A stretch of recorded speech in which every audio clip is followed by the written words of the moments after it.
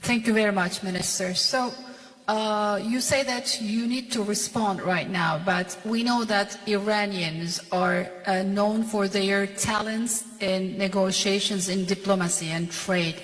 What would be the conditions after responding for Iran to come back to a negotiation table, maybe with the US as well? And Turkey has been offering that Ankara can mediate for a trilateral between Turkey, US and Iran. What would be your response to that? Because right now the US is technically involved in this conflict. Thank you. Well, I think it is irrelevant to ask Iran to return to diplomacy, because we were in the middle of diplomacy. We were in the middle of talks with the United States when Israelis blew it up.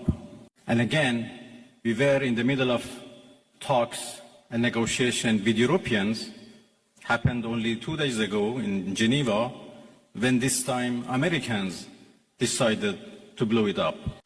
So we were in diplomacy, but we were attacked militarily. So it was not Iran, but the US who betrayed diplomacy.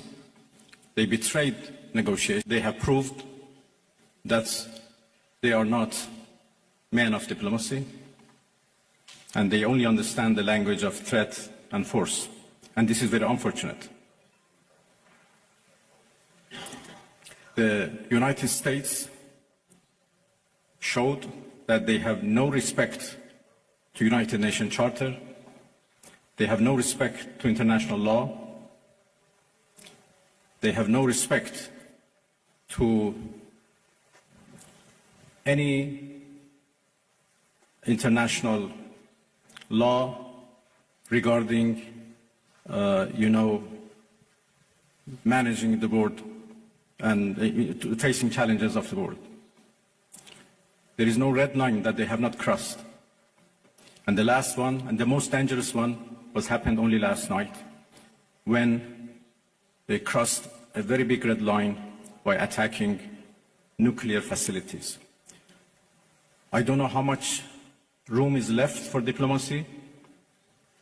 We are now calculating the damages. And as I said, the damages are not only for our nuclear facilities, the damages are for the United Nations Charter.